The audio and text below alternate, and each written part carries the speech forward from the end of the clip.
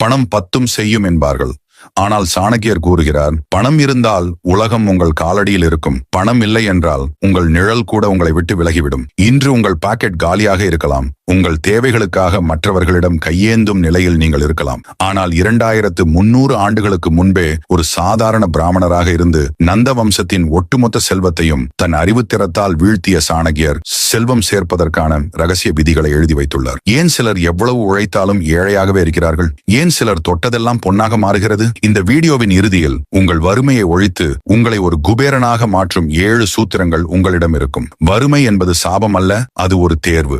இன்று நீங்கள் ஒரு ராஜாவாக மாறப்போகிறீர்கள். முதலாவது, சாணக்கியர் கூறுகிறார், மகாலட்சுமி ஒரு சஞ்சலமானவள். அவள் ஓரிடத்தில் நிலையாக இருக்க மாட்டாள். ஆனால் சில இடங்களில் அவள் விரும்பி தங்குவாள். செல்வம் என்பது வெறும் காகிதம் அல்ல, அது ஒரு ஆற்றல், எனர்ஜி. அந்த ஆற்றலை ஈர்க்க முதலில் உங்கள் இல்லமும் உள்ளமும் தூய்மையாக இருக்க வேண்டும். சாணக்கிய நீதியின்படி எந்த வீட்டில் சோம்பேறிகள் இல்லையோ, எங்கே அதிகாலை சூரிய உதயத்திற்கு முன்பே மக்கள் எழுகிறார்களோ, அங்கே செல்வம் தானாக தேடி வரும். அழுக்கான ஆடை அணிபவன், பற்களை சுத்தமாக வைத்திருக்காதவன், கடுமையான சொற்களை பேசுபவன், இவர்களிடம் எவ்வளவு செல்வம் இருந்தாலும் அது விரைவில் அழிந்துவிடும். இது வெறும் சுத்தம் பற்றியது மட்டுமல்ல, உங்கள் ஒழுக்கத்தை பற்றியது. பணம் என்பது மரியாதையை எதிர்பார்க்கும் ஒரு சக்தி. நீங்கள் பணத்தை மதிக்கவில்லை என்றால் பணம் உங்களை மதிக்காது. உழைக்காமல் வரும் பணத்திற்காக காத்திருக்காதீர்கள். யார் ஒருவர் தன் வியர்வையை சிந்த தயங்குகிறாரோ அவருக்கு வறுமை ஒரு நிரந்தர விருந்தாளியாக மாறும்.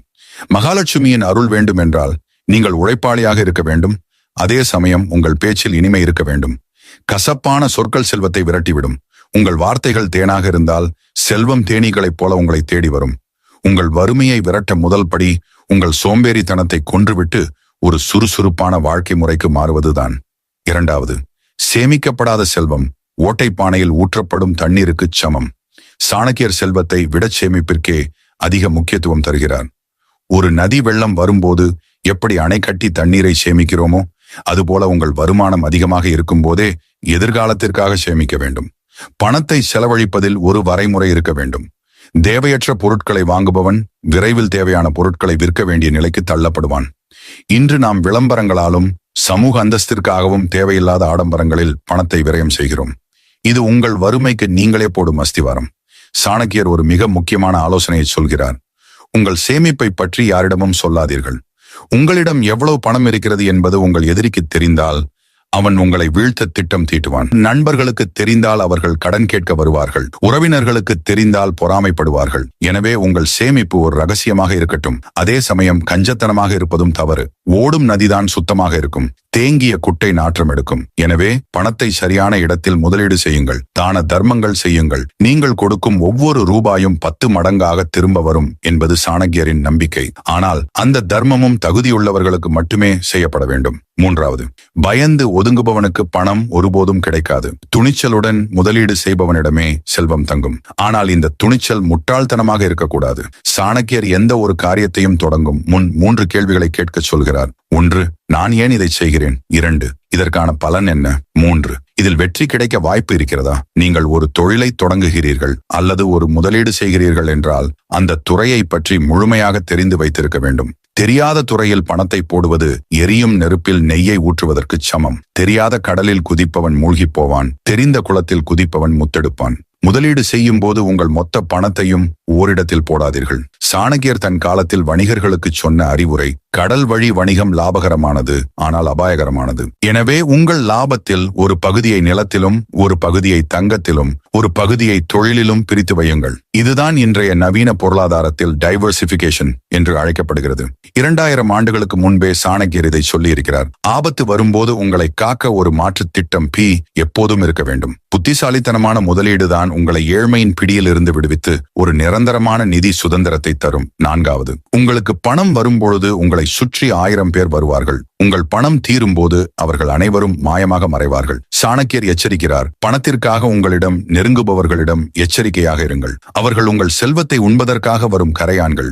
யார் ஒருவர் உங்கள் செலவில் வாழ நினைக்கிறாரோ, யார் ஒருவர் எப்பொழுதும் உங்களை ஆடம்பரத்திற்கு தூண்டுகிறாரோ, அவர்கள் உங்கள் நிதி முன்னேற்றத்தின் எதிரிகள். ஒரு மனிதன் தன் குடும்பத்தை காப்பாற்றவும் தன் கௌரவத்தை தக்க வைக்கவும் மட்டுமே பணத்தை பயன்படுத்த வேண்டும். மற்றவர்களை கவர செலவு செய்வது முட்டாள்தனம். அதே போல கடன் கொடுப்பதிலும் வாங்குவதிலும் சாணக்கியர் மிக கடுமையான விதிகளை வைத்துள்ளார். கடன் வாங்கியவன் அடிமைக்கு சமம். அவசியமில்லாமல் கடன் வாங்காதீர்கள். கடன் உங்கள் நிம்மதியையும் உங்கள் புத்திசாலித்தனத்தையும் அழித்துவிடும். அதே போல தகுதியில்லாதவனுக்கு கடன் கொடுக்காதீர்கள். திரும்பி வராத கடன் உங்கள் உறவையும் அழிக்கும், உங்கள் செல்வத்தையும் அழிக்கும். பண விவகாரங்களில் உணர்ச்சிகளுக்கு இடம் கொடுக்காதீர்கள்.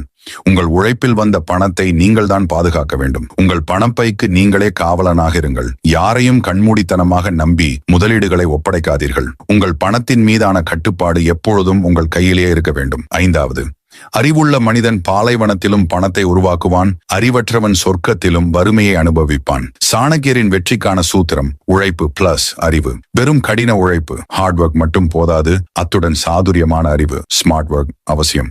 ஒரு கழுதை நாள் முழுவதும் சுமை சுமக்கிறது, ஆனால் அது ஒருபோதும் ராஜாவாக முடியாது. ஆனால் ஒரு சிங்கம் சரியான நேரத்தில் சரியான வேகத்தில் செயல்பட்டு பசியை தீர்த்துக் கொள்கிறது. நீங்கள் செய்யும் வேளையில் ஒரு நிபுணராக மாறுங்கள். சாணக்கியர் சொல்கிறார், திறமையுள்ளவனுக்கு பசி எடுக்காது. நீங்கள் ஒரு வேலையை மற்றவர்களை விட சிறப்பாக செய்ய தெரிந்தால் உலகம் உங்களுக்கு பணம் கொடுக்க வரிசையில் நிற்கும். உங்கள் திறமையை வளர்த்துக் கொள்வதற்காக செலவு செய்யும் பணம் ஒருபோதும் வீண் போகாது. அதுதான் மிகச்சிறந்த முதலீடு. காலத்தை வீணாக்குவது செல்வத்தை வீணாக்குவதற்கு சமம்.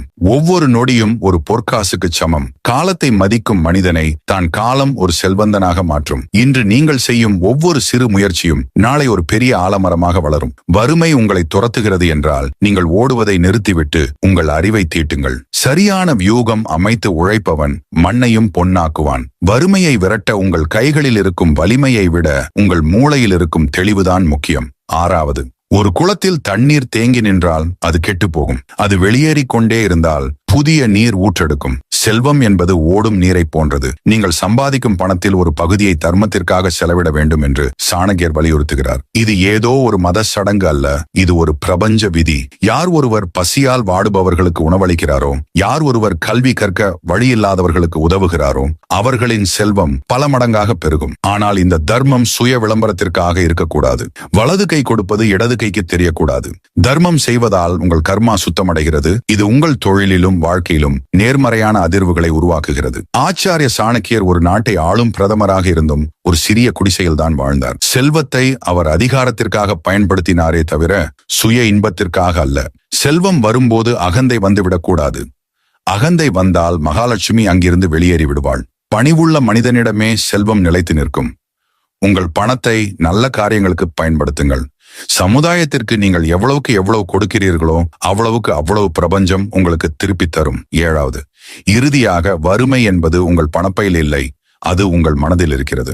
மன உறுதி கொண்ட மனிதனுக்கு இமயமலையும் ஒரு சிறிய குன்றுதான். நீங்கள் உங்களை ஒரு ஏழையாக நினைத்தால் உலகம் உங்களை ஏழையாகவே நடத்தும். நீங்கள் ஒரு வெற்றியாளராக உங்களை உணர்ந்தால் வாய்ப்புகள் உங்களை தேடி வரும். சாணக்கியர் சந்திரகுப்தனை தயார் செய்யும் போது அவனிடம் இருந்த ஒரே சொத்து எதையும் சாதிக்க முடியும் என்ற நம்பிக்கைதான். தன்னம்பிக்கை இல்லாத மனிதன் உயிரோடு இருக்கும் பிணத்திற்கு சமம். உங்கள் கடந்த கால தோல்விகளை பற்றி நினைத்து வருந்தாதீர்கள்.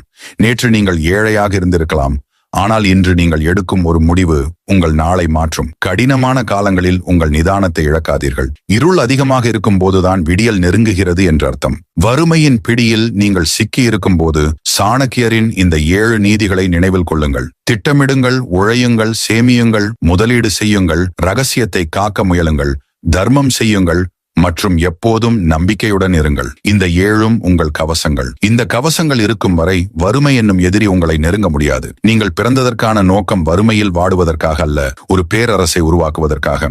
எழுந்து நில்லுங்கள், உங்கள் சாம்ராஜ்யத்தை உருவாக்கத் தொடங்குங்கள்.